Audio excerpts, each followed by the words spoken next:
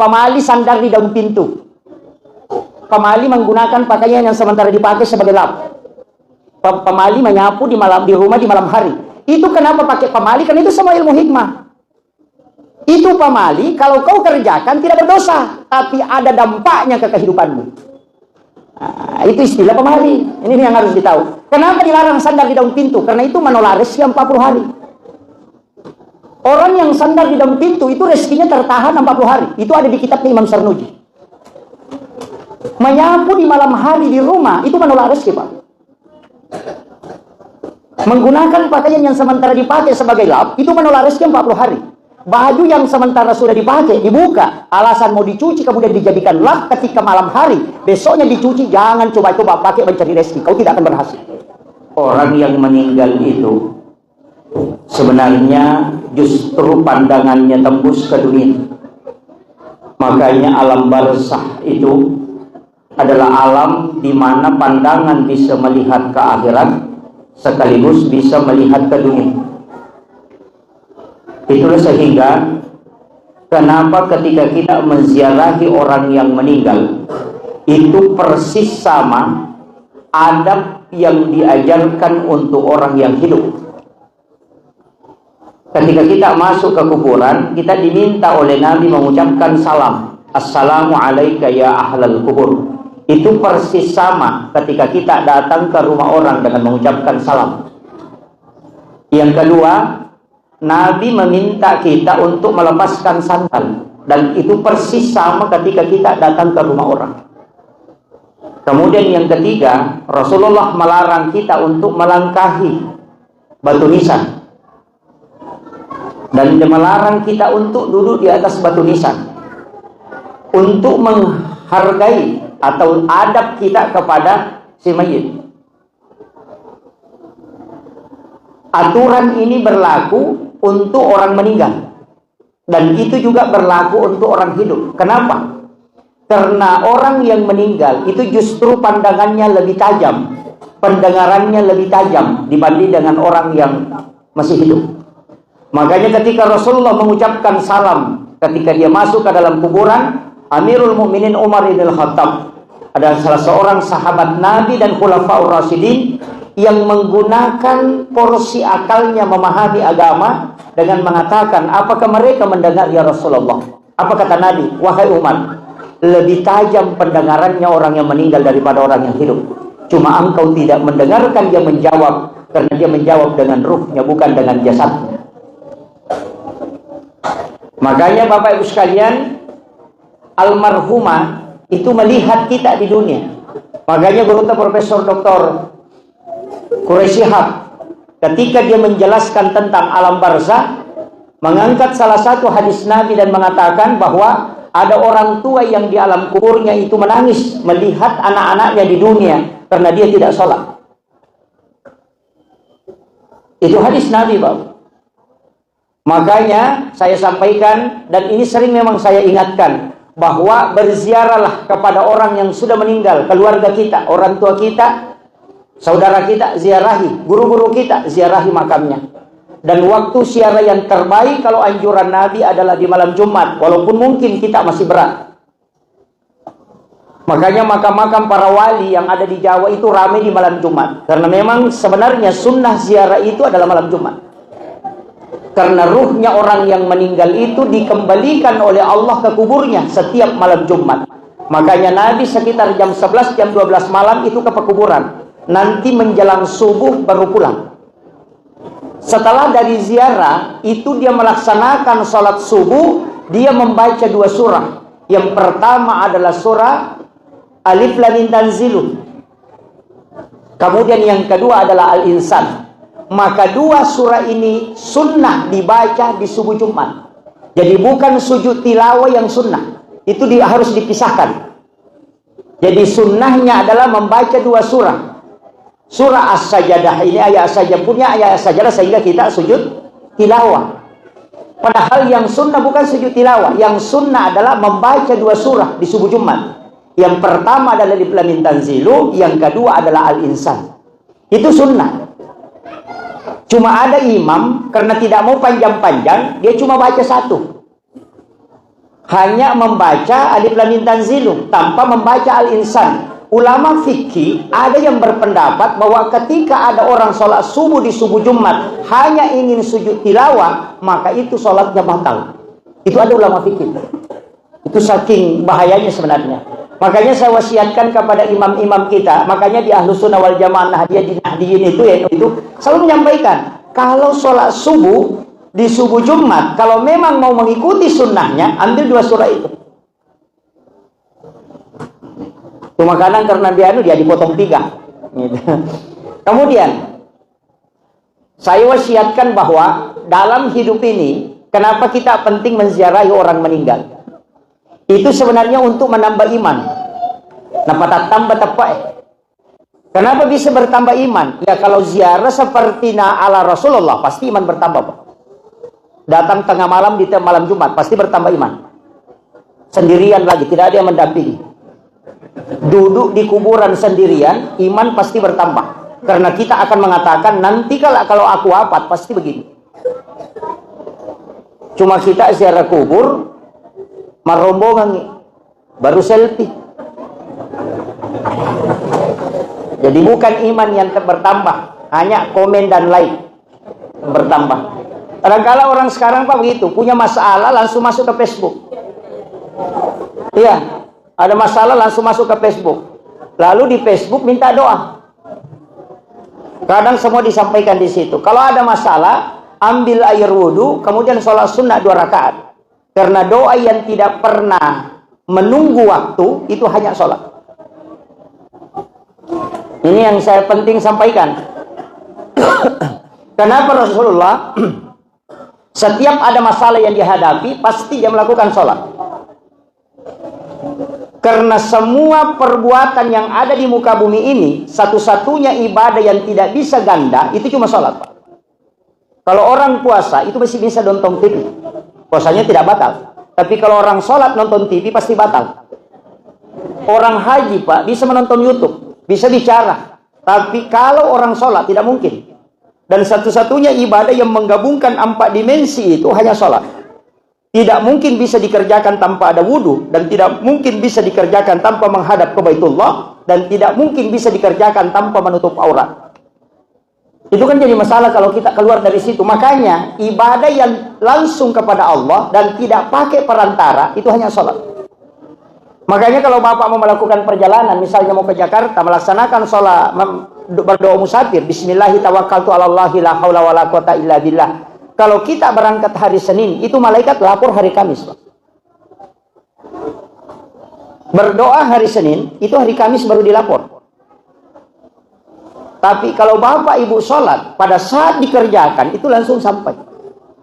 Kenapa ada doa musafir, ada sholat sunnah musafir? Tidak cukup ke doa musafir, karena kalau doa itu menunggu waktu. Tapi kalau sholat itu tidak menunggu. Maka semua masalah yang dihadapi, laksanakan sholat. Karena sholatlah yang tidak menunggu waktu. Tidak tertahan itu. Kan malaikat melapor hari Kamis, toh. Makanya Nabi puasa di 2 hari itu, hari Senin, sebagai tanda kesyukuran. Karena semua peristiwa yang Nabi bersyukur, pasti dia puasa. Makanya puasa Asyura itu puasa syukur. Karena Nabi diselamatkan oleh Allah. Nabi Musa diselamatkan oleh Allah, makanya Nabi berpuasa. Sebagai tanda kesyukuran. Nabi berpuasa hari Senin karena Nabi bersyukur hari Senin dia lahir. Jadi semua peristiwa yang disyukuri Rasulullah pasti puasa. Cuma kita umatnya, semua peristiwa yang kita syukuri, kita makan. Ya, kan begitu. Kalau syukuran kan makan, traktir orang. Makanya sebenarnya tanda kesyukuran itu puasa. Tapi itu salah satu. Tidak usah diprotes bilang, wah kalau begitu Pak Ustaz salah. Tidak salah. Karena orang yang bersyukur itu bisa dengan sedekah. Makanya mentraktir orang itu ya sedekah juga, Pak. Satu-satunya ibadah yang paling lama pahalanya itu sebenarnya kalau kita ambil dimensi cepatnya itu makanan. Karena 40 hari baru habis di dalam perutnya orang. Dikasih makan 1 kali itu 40 hari baru habis. Makanya kita sebenarnya di Ahlus Sunnah, setiap ada orang meninggal, kita bikin acara. Malam pertama, malam kedua, malam ketiga, malam ke-7, malam ke-40, malam ke-70, malam 100, dan malam 1 tahunnya. Setiap 1 tahun kita katakan haul. Kenapa? Karena itu untuk sedekahnya diniatkan, pahalanya untuk almarhum atau almarhum. Itu kan 40 hari tidak habis di dalam perutnya. Dan setiap orang melaksanakan ibadah yang sudah diberikan makanan itu menjadi doa di sisi para malaikat. Makanya kalau mau cepatnya doanya mustajabah, sebenarnya sedekah makanan, Pak. Nanti orang yang mendoakan kita. Kalau kita panggil orang sholat, kalau selesai sholat, nanti sholat berikutnya baru harus kita panggil lagi. Tapi kalau makan hanya sekali, itu 40 hari itu masih dapat. Makanya sedekah kalau mau ambil yang paling banyak, paling cepat, itu sebenarnya memberi makan. Makanya mentraktir orang itu Pak sunnah yang bagus. Tuh, dan pahala kalau orang mau dianggap baik, itu Pak rajin sedekah saja. Ya kong ka parema 10 tahun manca di parema, napa tu 5 sedekah 5 ngasto, pasti mah kada tahu kanja, padahal 10 tahun manca tahu kalasi. Iya. Makanya caleg itu Pak, biasa kalau mau pemilihan langsung bagi-bagi, langsung dianggap orang baik. Pada 5 tahun dia nak Pak. Iya, itu tidak salah. Betul Pak. Nah sebab memang ya komeki yang nggak tahu makanja, oko pada tarupa tahu, tanya sempajang. Jarang orang yang rajin sholat dianggap orang baik. Tapi ya komeki langsung yang nggak tahu makanja, abas sakit. Ini tuh, dia nggak tahu mabasa, namo tahu kalasi, kok mabasa ya satu tahu kanja. Iya, itu. Iya, betul Pak. Kenapa? Karena memang begitu. Ini tuh ampai itu mabas saya Pak, na pujila ada tahu. Tapi si balikanna, orang kikir itu dibenci betul. Onro de cecana te tahu seke, na mau tahu seke cekatoy. Iya. Orang kikir saja tidak suka sama orang kikir. Tapi kalau kita ngaji tasawuf Pak, sebenarnya kikir itu tidak ada. Dibuka di bab tasawuf, itu tidak ada kikir.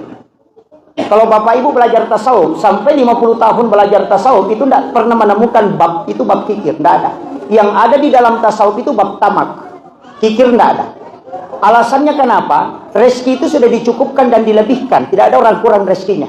Makanya dipakai bab tamak, bukan bab kikir. Karena sebenarnya tidak ada orang kikir, yang ada itu orang tamak. Jadi aku nggak tahu makan masih kaya anu iku magala nilaw. Iya. Begitu.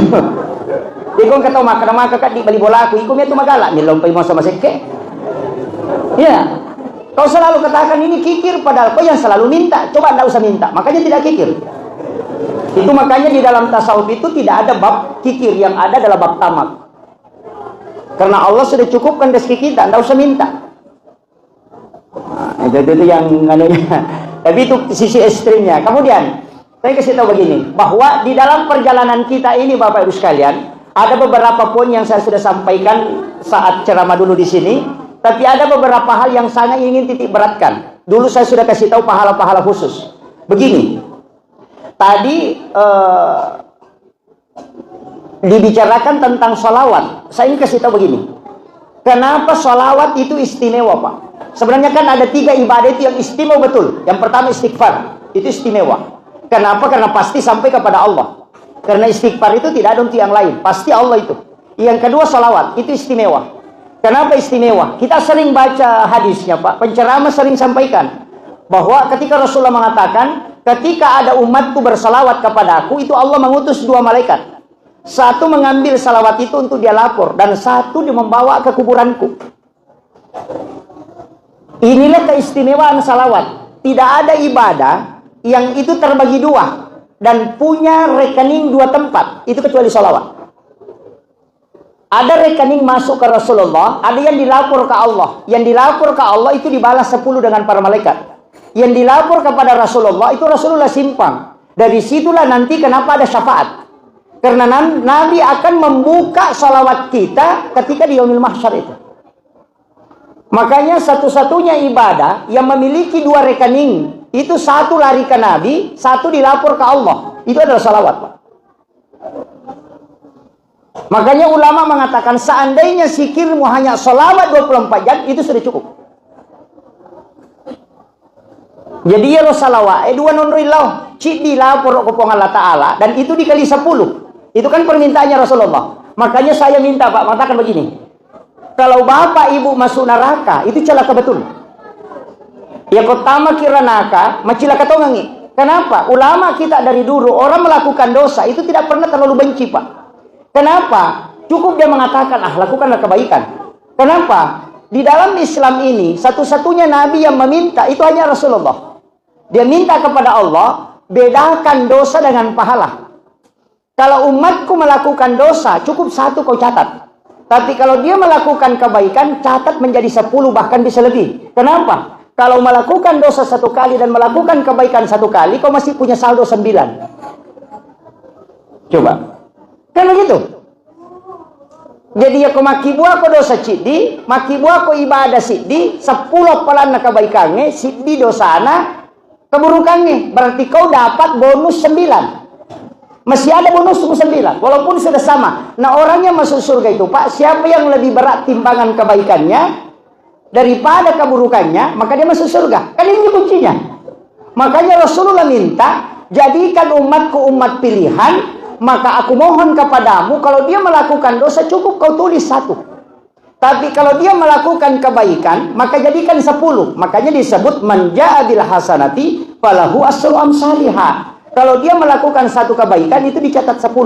Makanya Bapak, kalau melakukan dosa, kemudian melakukan kebaikan, Bapak masih untung 9 pahala, Pak. Makanya saya bilang, celaka betul kita.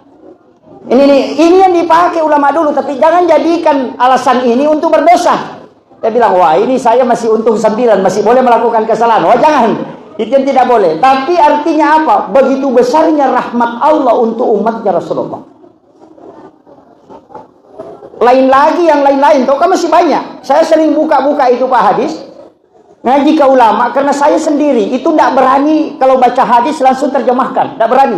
Saya harus buka kitab, saya harus buka penjelasan ulama, karena kalau saya yang memahami hadis itu bisa fatal. Kecuali hadis yang memang jelas penjelasannya. Ada beberapa hadis itu Pak, tidak bisa kita jelaskan. Yang sekarang ini banyak orang dengan entengnya, penting sudah baca hadis, dia sendiri yang jelaskan. Oh itu fatal itu. Agama ini punya, ada yang punya Allah dan Rasulnya. Rasulullah itu punya pewaris, itu al-ulama. Makanya kalau ngaji harus lari ke ulama, jangan pahami sendiri. Kalau kapasitas kita bukan ulama, jangan coba-coba menafsirkan ayat dan hadis.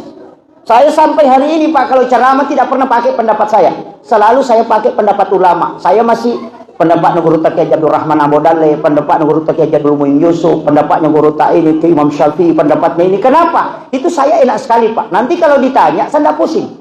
Kenapa kau bilang begini? Saya bilang, itu yang bilang Imam Syafi'i. Kau pergi tanya di sana. Iya. Itu yang menyebabkan kita tidak ada beban ketika ceramah. Yang bahaya itu kalau mengatakan menurut saya, oh itu bertanggung jawab nanti Pak. Jadi saya itu seperti pengantar kopi di warkop. Pelayan, kalau kopinya kurang manis, jangan marahi saya, marahi yang bikin. Nanti malaikat kalau tanya, kenapa pendapatmu begini? Saya bilang, Guru Kiai Abdul Rahman Ambodale yang pernah bilang, kau pergi tanya sana. Tidak usah tanya saya, karena saya ikuti dia. Selesai. Makanya kenapa ulama sanad ini penting? Ini karena sanad inilah yang supaya agama ini tidak bolak-balik, tidak lari serong. Karena ada jalurnya, dan itu yang punya adalah pewarisnya para nabi.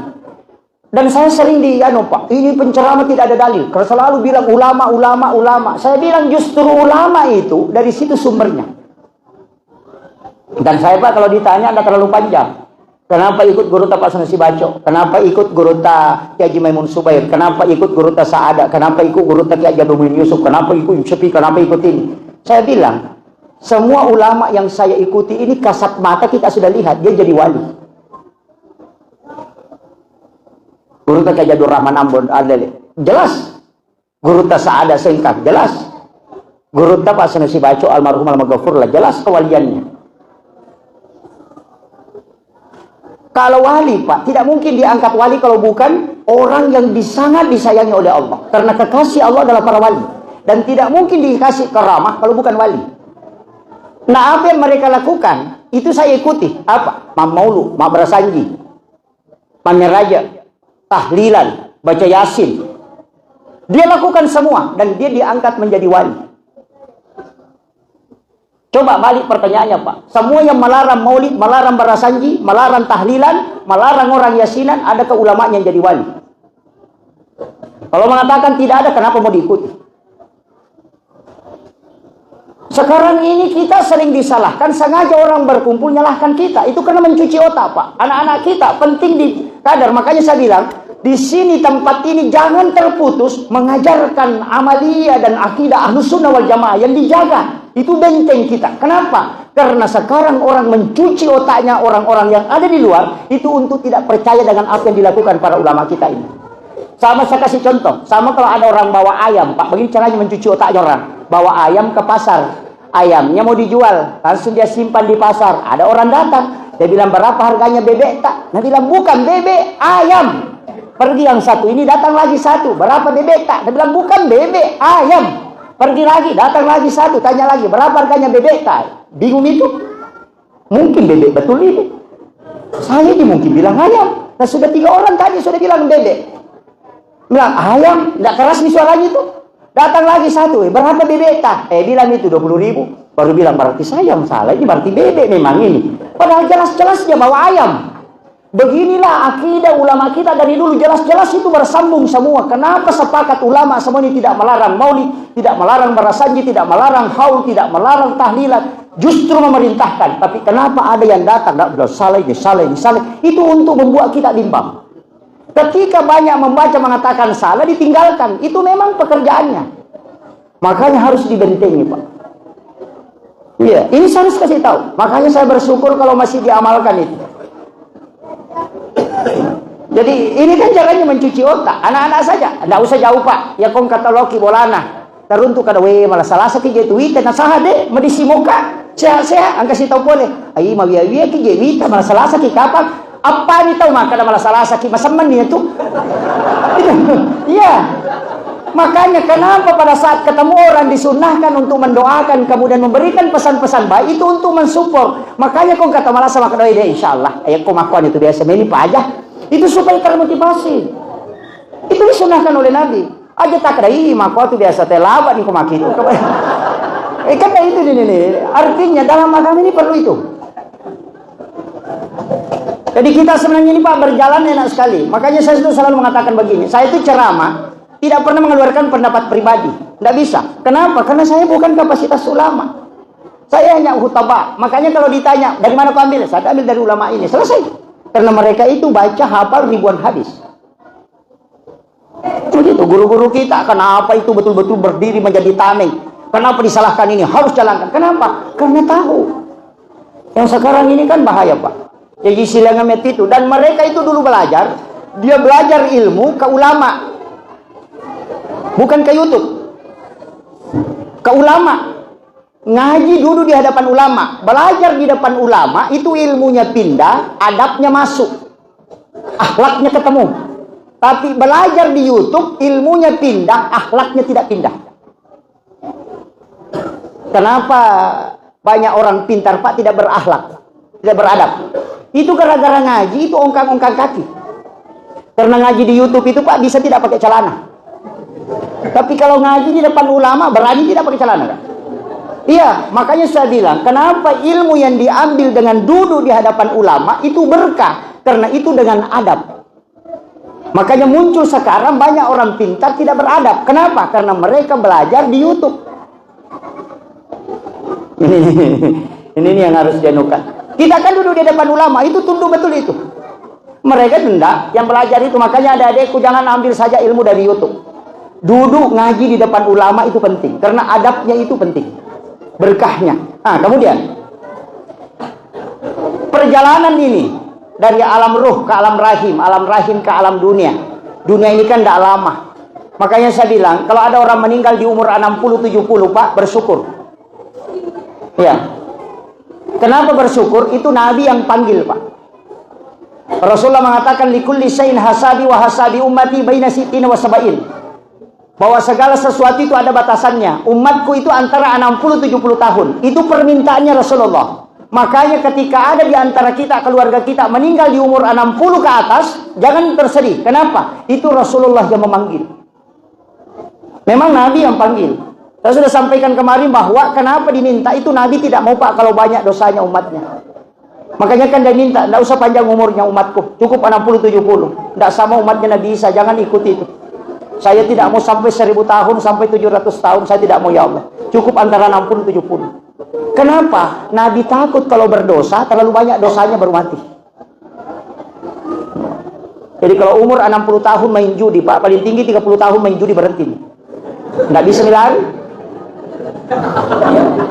Kalau 1000 tahun, nah dia main judi itu sampai 900 tahun masih bisa main judi. Dari situ Rasulullah meminta, pendekkan umurnya umatku, sehingga ketika dia melakukan kesalahan, sedikit saja kesalahannya tidak lama kau hisab. Tapi permintaannya Rasulullah, karena umurnya pendek, waktunya sedikit, maka ibadahnya yang kau lipat gandakan. Itu coba Rasulullah sudah minta. Makanya kita ini umatnya Nabi bersyukur sekali. Cuma kadang kita ini tidak tahu diri, Pak. Tidak tahu bahwa Nabi sudah kasih bonus-bonus itu tapi tidak diambil. Makanya saya bilang, ambil itu bonusnya. Banyak sekali bonus. Makanya kitab catatan amal itu, Pak, bisa tercatat 10.000 tahun kita hidup. Padahal kita cuma hidup 60 tahun. Bisa.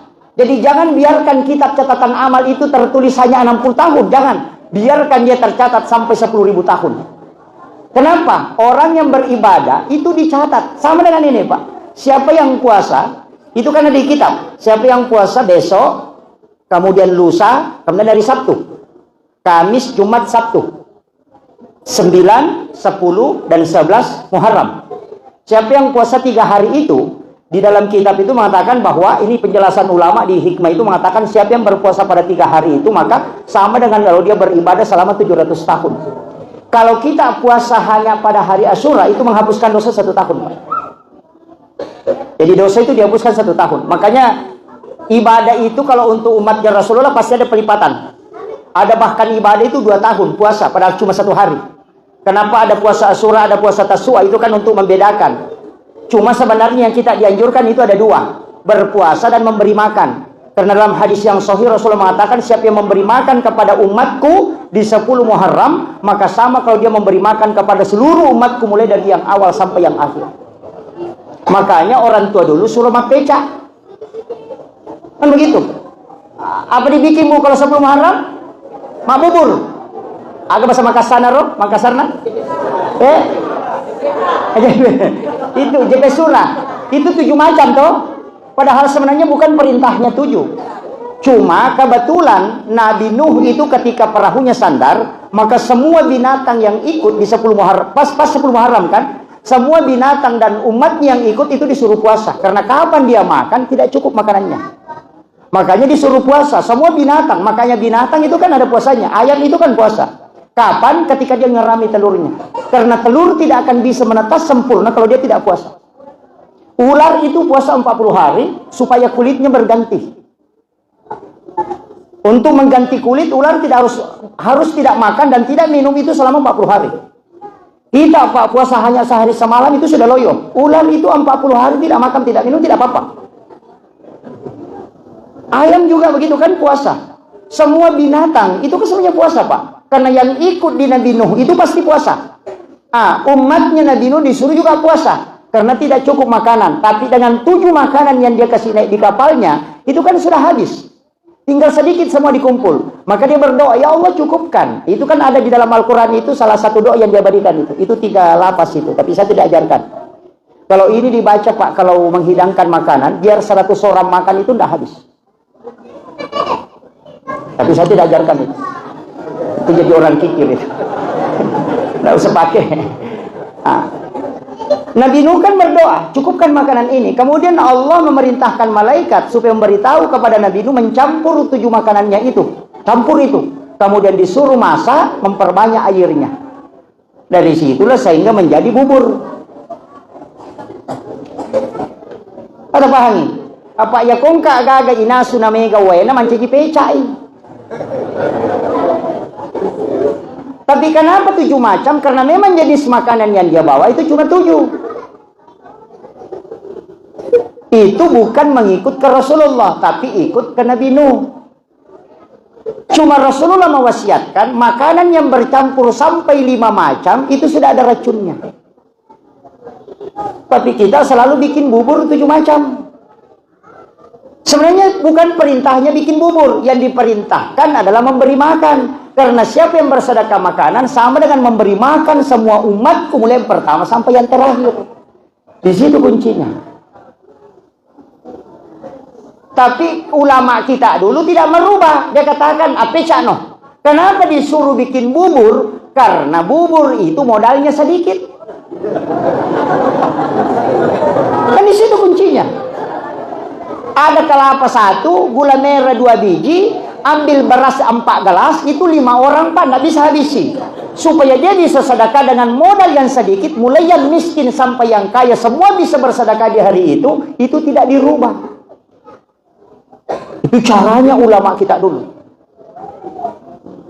Cuma anak belakangan muncul, baru ngaji 1 kitab, langsung bid'ah. Nggak tahu sejarah. Baru katakan tidak ada dalil. Ini kan muncul. Saya kemarin itu dikirimi 10 bid'ah di bulan Muharram. Saya bilang ini orang terbalik otaknya ini. Iya. Di kitab Iyana itu banyak itu. Iyanatul Talibin. Banyak itu. Amalan-amalan di situ. Dan itu kitab hikmah Pak. Bukan kitab fikih. Kitab hikmah itu kitab khusus. Kalau hikmah, larangannya istilahnya pemali. Kalau fikih, larangannya haram dan makruh. Jadi kalau orang bicara mengatakan pemali, berarti bukan fikih, pasti hikmah itu. Jadi ilmu hikmah, larangannya pemali. Kalau ilmu fikih, larangannya perintah. Di situ kan wajib, haram, makruh, mubah, dan sunnah. Itu ada 5. Kalau standar fikih. Kalau standar ilmu hikmah, pasti pemali. Makanya Bapak Ibu kalau ketemu dengan nasihat mengatakan pemali, itu bukan ilmu fikih, itu pasti ilmu hikmah. Karena larangan dalam hikmah itu disebut pemali, bukan pakai haram. Ini yang harus saya luruskan. Makanya dia mengatakan, pemali sandar di daun pintu. Pemali menggunakan pakaian yang sementara dipakai sebagai lap. Pemali menyapu di rumah di malam hari. Itu kenapa pakai pemali? Karena itu semua ilmu hikmah. Itu pemali, kalau kau kerjakan tidak berdosa, tapi ada dampaknya ke kehidupanmu. Nah, itu istilah pemali. Ini yang harus ditahu. Kenapa dilarang sandar di daun pintu? Karena itu menolak rezeki 40 hari. Orang yang sandar di daun pintu itu rezekinya tertahan 40 hari. Itu ada di kitabnya Imam Sarnuji. Menyapu di malam hari di rumah itu menolak rezeki Pak. Menggunakan pakaian yang sementara dipakai sebagai lap itu menolak rezeki 40 hari.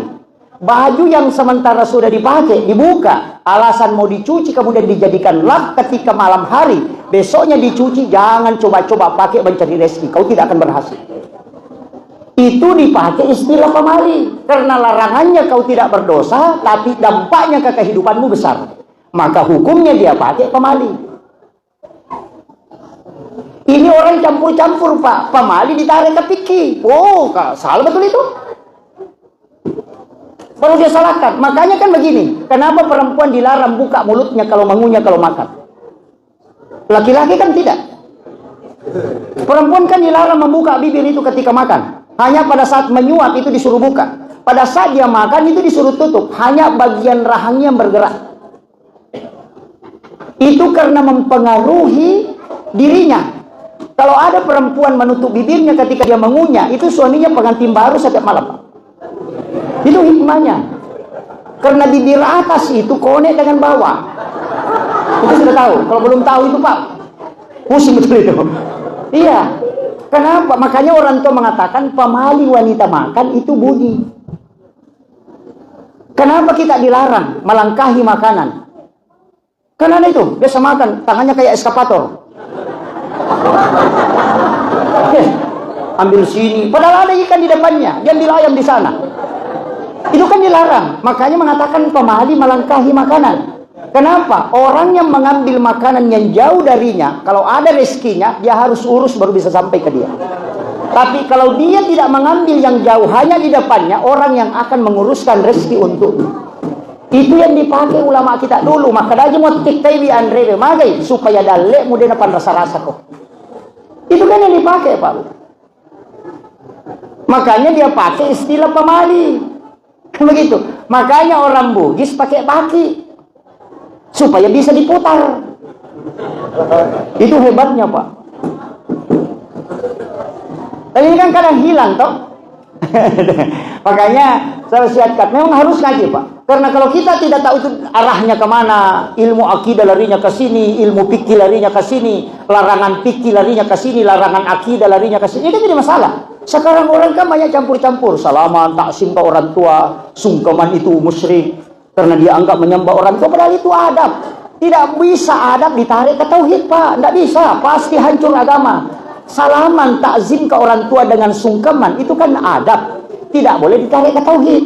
Hormat kepada bendera merah putih, musyrik karena menyembah bendera. Itu karena dia bicara akidah, padahal takzim kepada para pejuang. Jadi kalau adab, larinya ke takzim. Kalau akidah, larinya ke keyakinan. Makanya penghambaannya lari ke tauhid. Ulamanya disebut murabbi.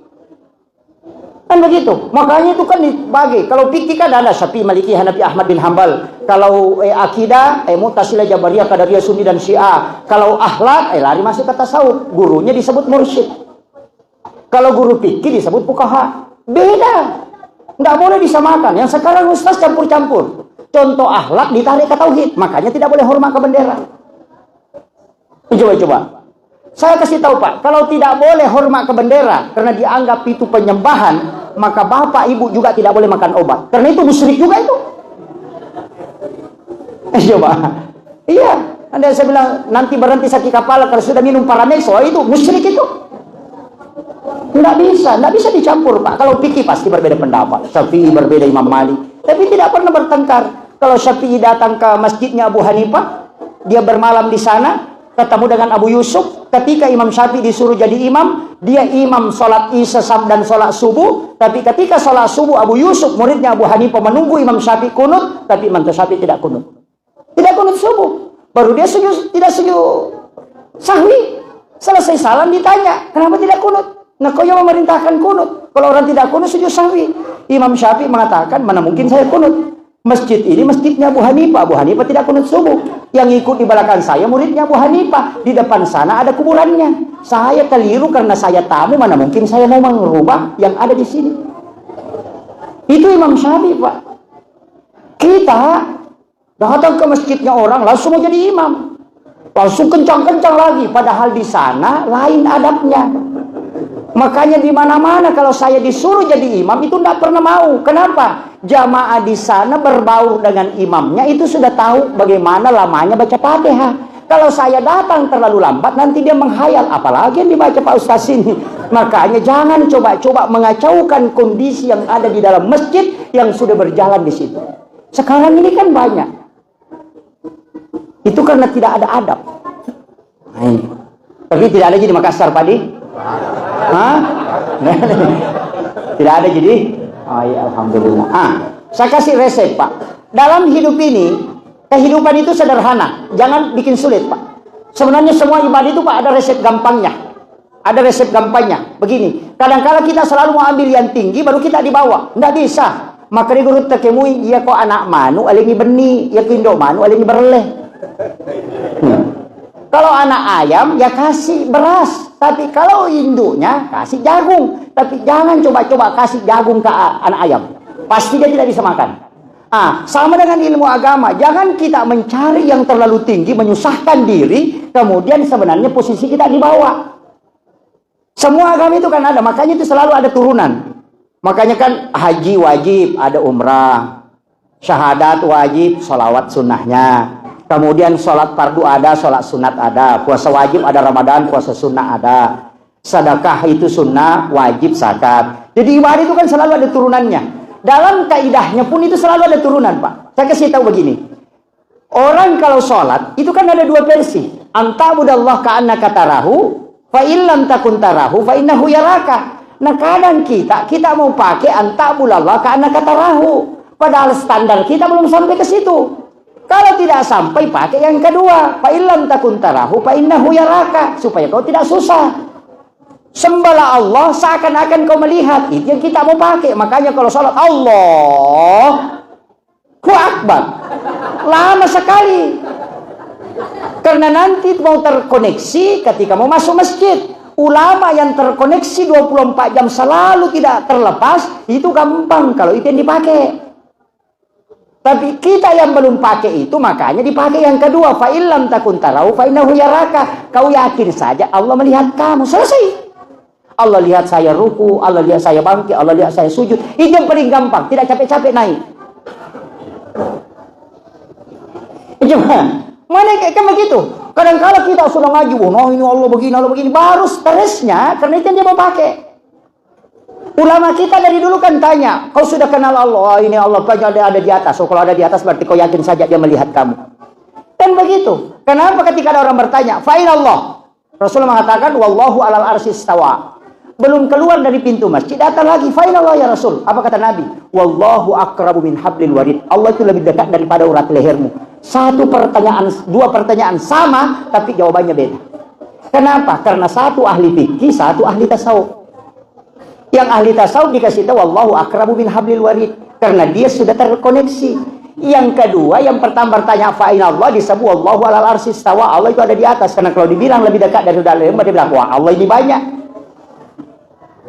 Begitu. Saya kemarin sempat diprotes itu Pak, ketika saya mengatakan biarkan nurnya yang masuk, karena ada tempat dia bisa tempati di situ, nurnya masuk ke situ, yang dia tidak ciptakan pada manusia, tapi dia hembuskan. Wa nafahtu fihi min ruh, itu tidak diciptakan Pak, ruh itu tidak diciptakan, tapi dia dihembuskan, bukan khalaqah. Makanya di situ bisa kita terkoneksi. Karena di situ bisa terkoneksi, maka biarkan dia terkoneksi di situ. Wah, ibu-ibu, bapak-bapak, kalau mau tahu koneksinya itu kan paling gampang. Yang paling mudah itu mengkoneksikan, yakin melihat kita. Itu aja. Coba. Makanya takwa itu bukan takwa itu bahwa selalu mengingat Allah, tidak. Tapi takwa adalah selalu merasa diawasi oleh Allah. Itulah takwa. Karena kalau mau ingat, oh pasti lepas. Kau ingat ini muncul lagi, ingat ini muncul lagi. Tidak mungkin, pasti bolak-balik. Tapi kalau kau yakin dia melihat, pasti gampang Pak. Dia lihat saya ruku, dia lihat saya sujud, dia lihat saya sholat, selesai. Enak sekali itu. Daripada yang naik, Allah Akbar. Wah. Pasti lari juga itu. Itu kan gampangnya, istilahnya ada standar di bawah, ada standar maksimal. Kalau bapak ibu sudah sholat, mengatakan, wah dia kawak guru ya Pak Ustaz, saya tidak pernah belajar sholat Pak Ustaz, sedikit saja aku hafal, gampang. Yang penting mau sholat, hafal 5. Yang pertama Allahu Akbar, yang kedua hafal Fatihah, yang ketiga hafal syahadat, yang keempat hafal sholawat, yang kelima hafal salam. Kalau sudah hafal ini sholat makin.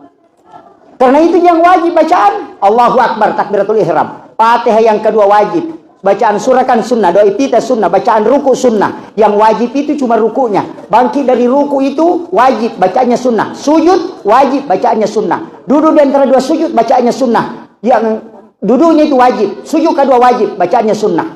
Tahiyat, yang wajib dalam tahiyat itu tahiyat awal sampai sholawat. Yang wajib secara adalah syahadat dan sholawat. Salam ke kanan itu wajib, salam ke kiri itu sunnah.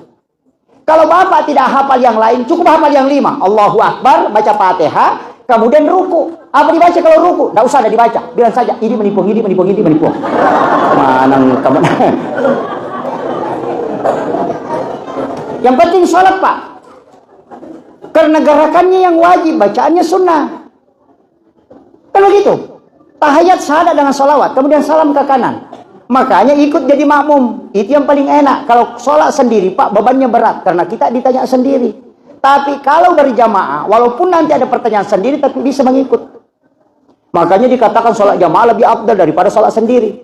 Kalau ada senter Pak, 20 baterainya sama satu, mana yang terang? Pasti yang 20. Kalau senter satu baterainya mati, tidak mungkin menyala.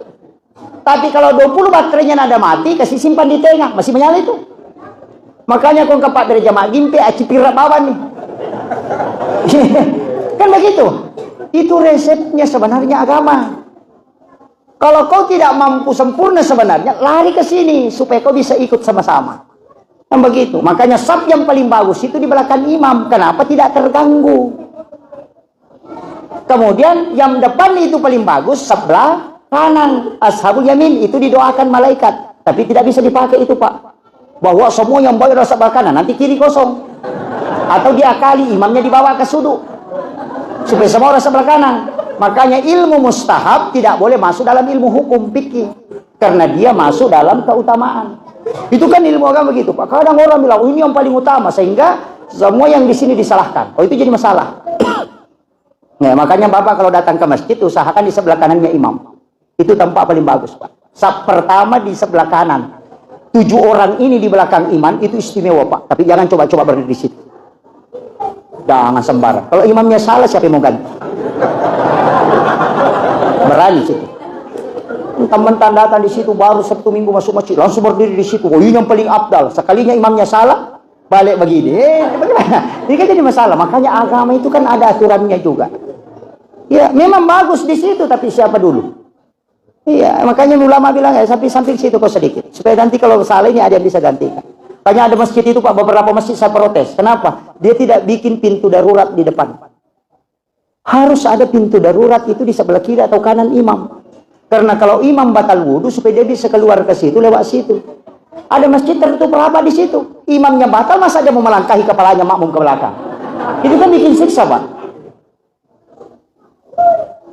Itu sudah dari dulu itu dibuat ulama begitu. Tapi sekarang kita akan sama dengan mihrab masjid, Pak. Itu keramiknya dirubah warnanya. Tapi tidak dikasih tinggi, cuma dirubah. Kenapa? Supaya tidak bergeser. Itu enggak sembarang itu. Saya pernah dikasih tahu, Pak. Makanya sampai hari ini tidak pernah jadi imam. Kecuali dia kali.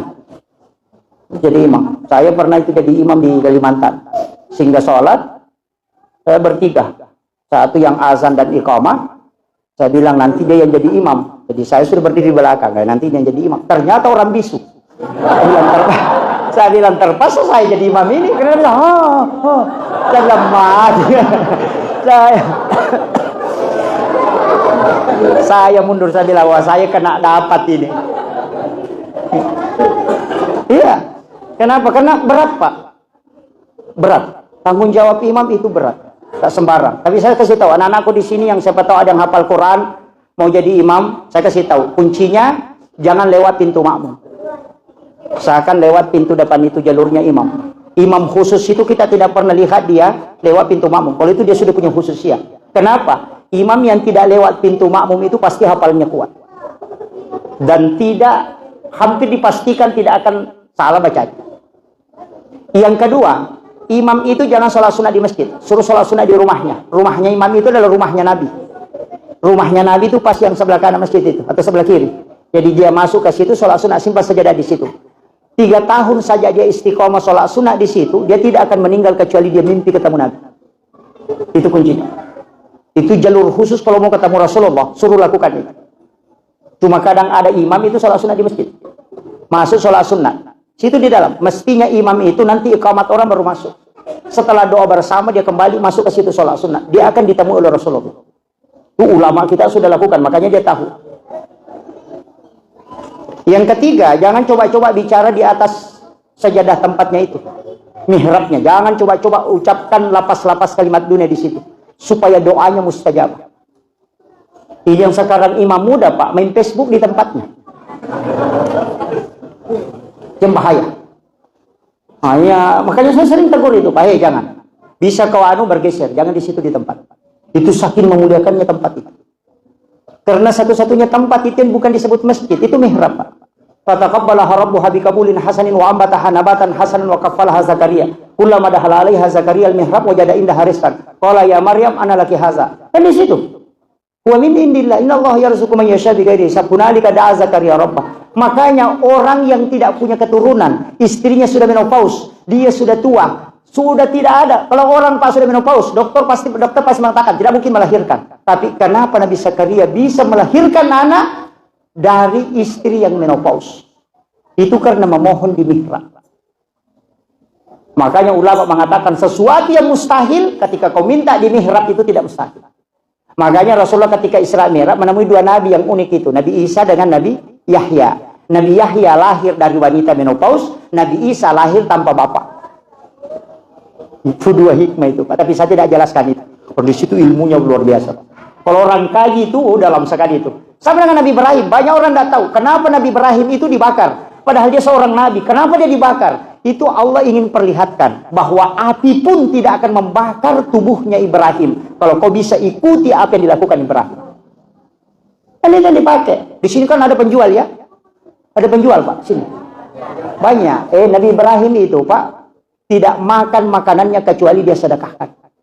Jadi kalau sudah dihidangkan makanan oleh istrinya, dia keluar jalan cari fakir miskin, baru dia panggil ke rumahnya, baru dia suapi, baru dia makan. Makanya disebut Khalilur. Apa yang terjadi? Ketika ada makanan tidak dimakan kecuali disedekahkan lebih dulu, maka ketika dia dibakar, itu api tidak membakar Ibrahim. Padahal bukan terhindar, tetap masuk ke dalam api selama 40 hari. 10 Muharram itu kan keluar. 40 hari di dalam api tidak bisa menghanguskan tubuhnya Ibrahim. Kenapa? Karena sifat membakarnya yang dicabut.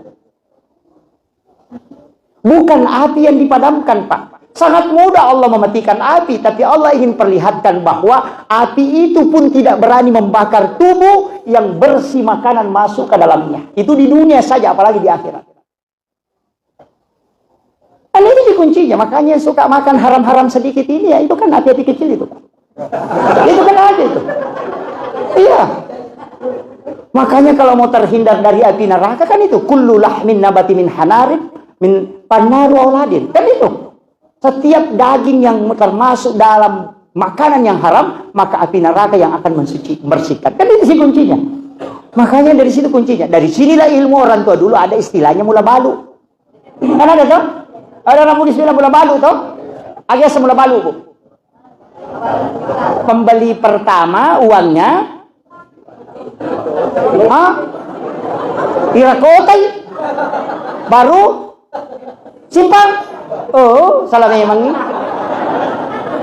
Dari situlah pakai istilah mula balu. Yang dimaksud mula balu, ketika pertama kau menjual, jangan kau ambil langsung itu. Sisakan sebagian untuk kau sedekahkan, supaya kau tidak akan terbakar tempatmu dan usahamu tidak akan macet. Itulah ya semula balu. Yo po ini rako otak ini taro. Nah, pemakan mula balu. Salah memang nih. Ini bahayanya kalau tidak tahu ilmu, Pak. Diikuti sih, mula balu, diikuti. Tapi dia napahanya kan dipakiro. Maka orang yang melakukan itu setiap pembeli pertama dia sedekahkan, namun tunu api tawul rona de tonan api. Itu kuncinya, Pak. Dan itu ilmu, maka ada pandita aja mau pakai Pak dong selama ya bana tu mujamah. Cuma sakama kadang kama toje wa guri Pak Ustaz mula balu nanre mati api, nan mau taruh nih. Kan begitu, ini yang tidak ditahu kita. Kemudian apalagi dibikin orang sebelum Muharram, Bu? Mali pasero. Tapi mali baki. Saya pernah baca di buku kecil itu, tapi buku itu saya tidak beli. Itu saya dulu dapat di Kuitan, penjual buku bekas itu.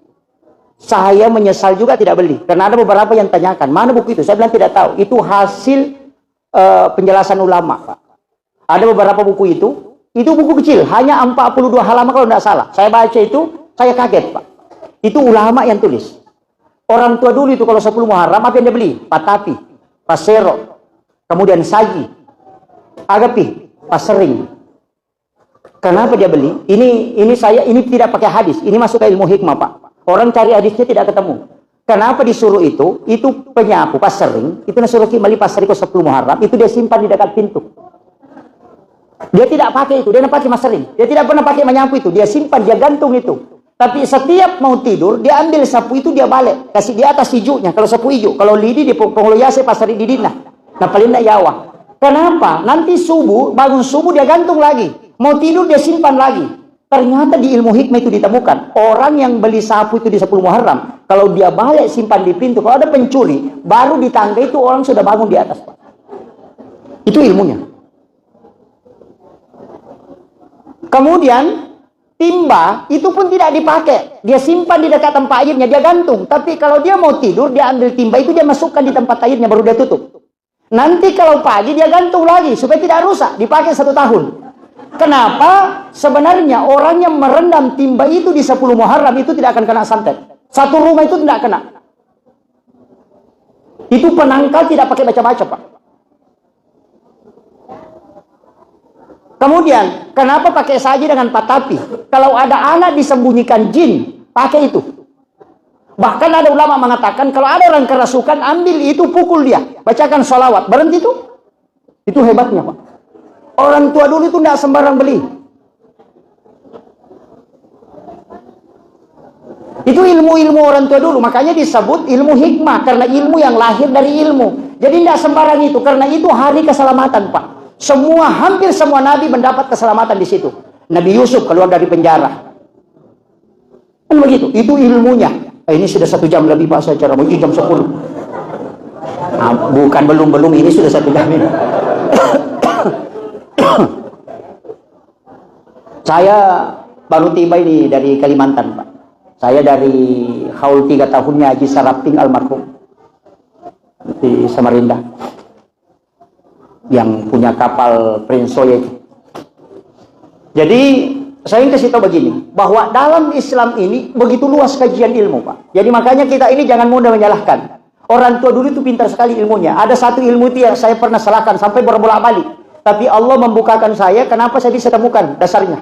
Ini di kitab Tabaqatus Syadilatul Kubra. Saya bisa dapat itu. Oh, ternyata ini, makanya saya lakukan kembali. Apa? Cermin di bawah ayunan itu. Ketika ada anak kecil diayunkan, biasa dikasih cermin. Atau pisau yang mengkilat. Itu dulu itu saya sampai marah-marah. Ini cermin disimpan di bawah, siapa yang mau pakai? Dia mengatakan itu penangkal. Apa penangkalnya di bawah? Ternyata itu ada Pak Dianunya. Ilmu jin itu ditemukan ulama. Bahwa cicak itu memang kan ada jin namanya Umi Sibyan. Itu yang bisa membunuh janin dalam kandungan. Makanya Nabi mengatakan siapa yang membunuh cicak dengan 1 kali memukul, itu kan 150 hasanah.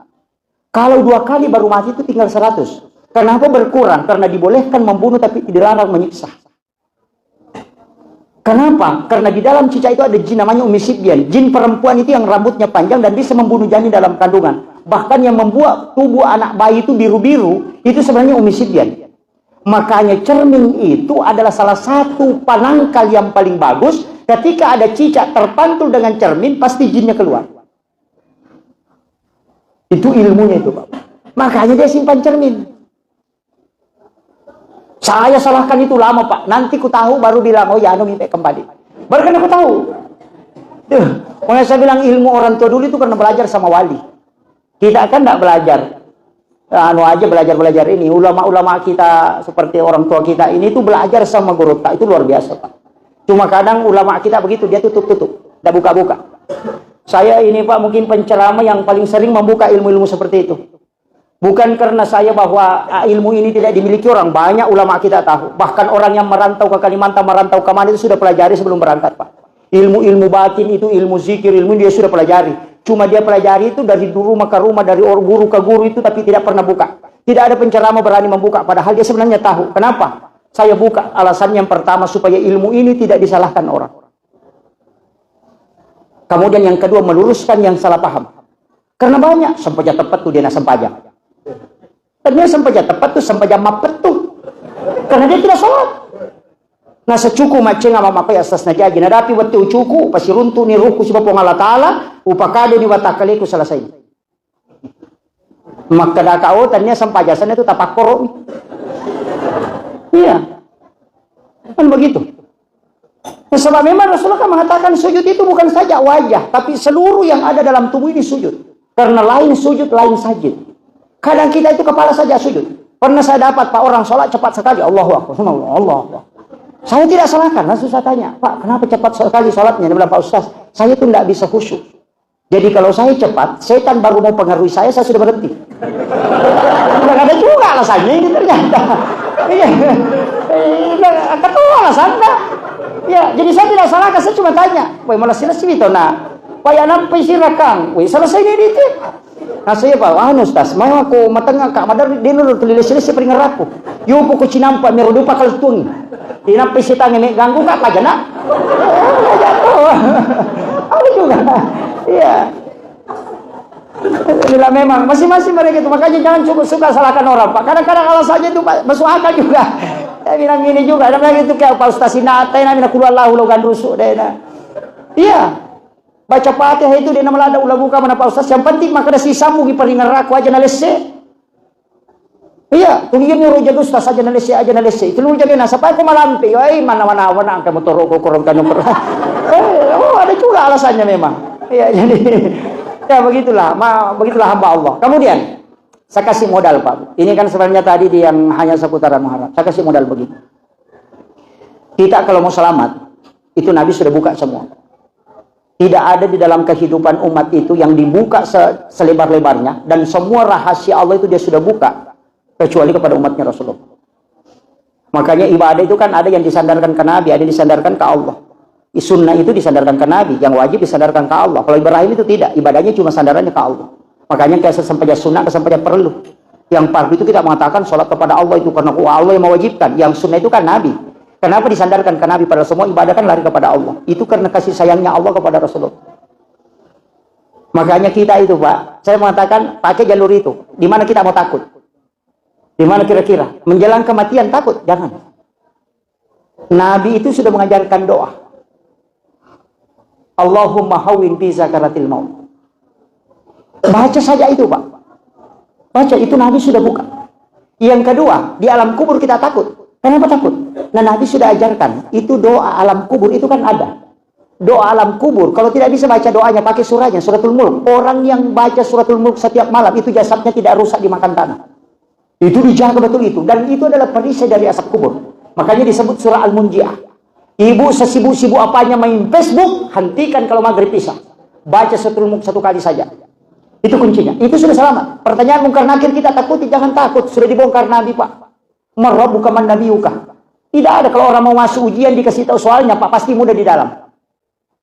Kita belum masuk kubur sudah dikasih tahu soalnya. Kan begitu? Kan itu yang ditanyakan, marabbuka man nabiyuka. Dan ingat, ada orang itu ditanya seperti itu, Rasulullah mendampingi karena banyak salawat kepada Rasulullah. Itu pentingnya salawat. Nanti Nabi memberi syafaat. Kan itu kuncinya. Di mana lagi? Kita mengatakan di titian siratal mustaqim. Nah Nabi sudah ajarkan ini yang kau lakukan supaya kau mudah melewati. Kan begitu. Di padang mahsyar ada yang dikasih naungan. Siapa? Orang-orang tertentu Pak. Makanya amalkan itu. Makanya saya bilang. Bahkan mengatakan pahalaku sedikit Pak Ustaz, banyak dosaku. Nah ada amalan sedikit tapi nilainya besar. Sholat sunnah awabin.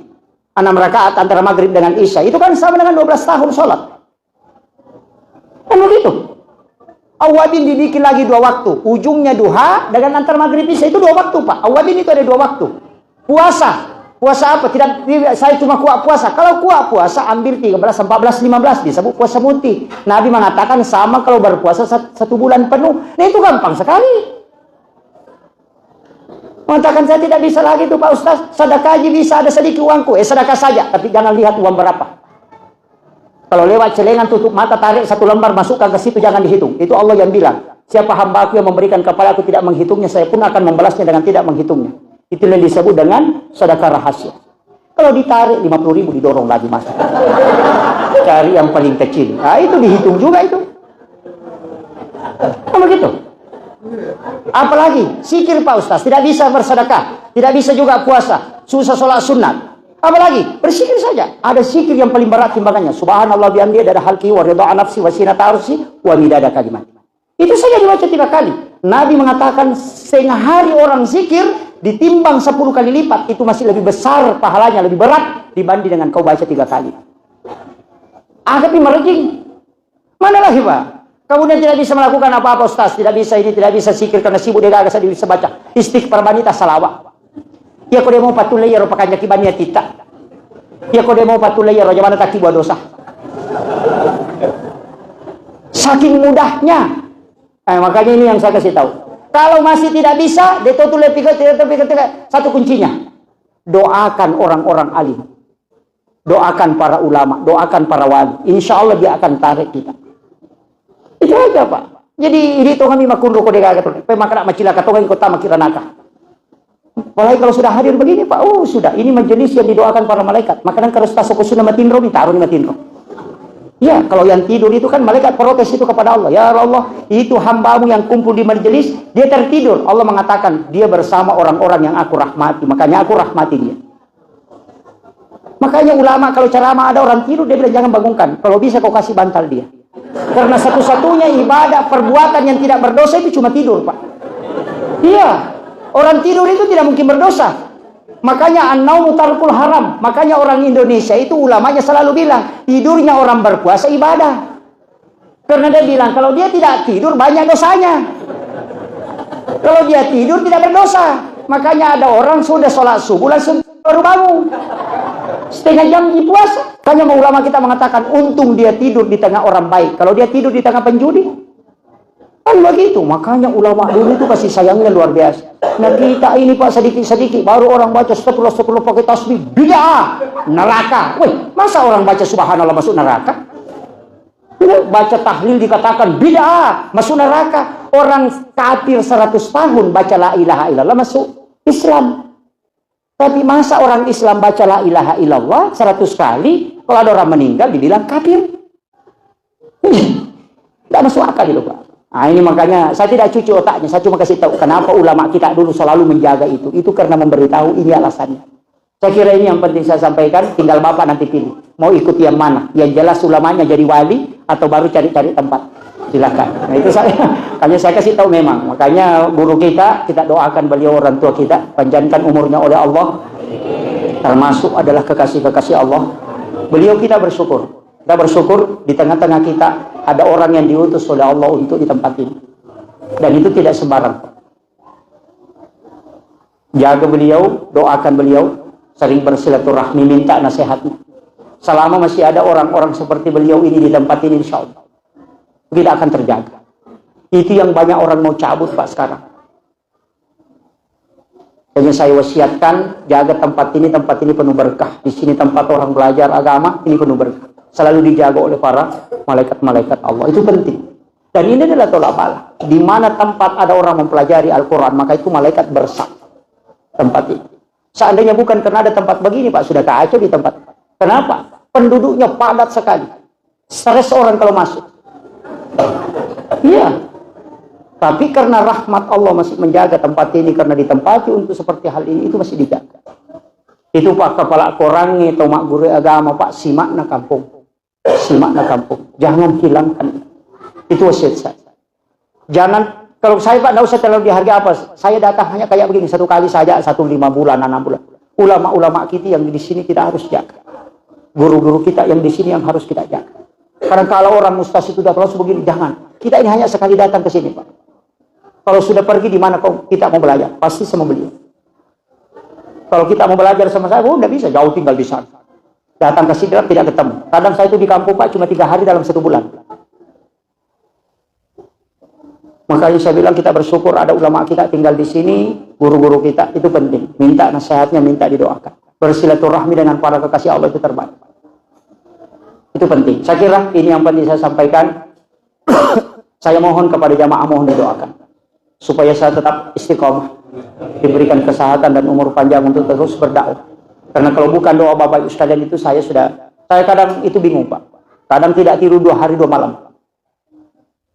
Terus begini, apa kalau pikiran otak itu sudah tidak beres. Orang tidak tidur 2 hari 2 malam itu bisa gila itu. Tapi begitu karena berkat doa-doa para jamaah. Makanya saya kalau ketemu orang itu Pak, cuma ada musibahnya juga jadi viral Pak. Mengatakan sudah viral di YouTube, itu musibah juga itu. Ketemu orang di bandara itu tidak minta amalan, cuma minta selfie. Di mana-mana itu minta selfie, di perahu minta selfie. Saya bilang ini musibah juga ini. Mestinya dia minta zikir, mestinya dia minta ini supaya itu mintanya selfie aja tuh. Mau foto Pak Ustaz, sekali lagi Pak Ustaz, ini lagi. Bilang, apa kamu dapat kalau cuma foto ini? Itu makanya Bapak Ibu sekalian datangi ulama kita, minta amalannya, minta zikirnya, minta itu pasti tidak orang tidak sembarang. Akhirul kalam, wallahul muwaffiq ila aqwamit thoriq. Assalamualaikum warahmatullahi wabarakatuh.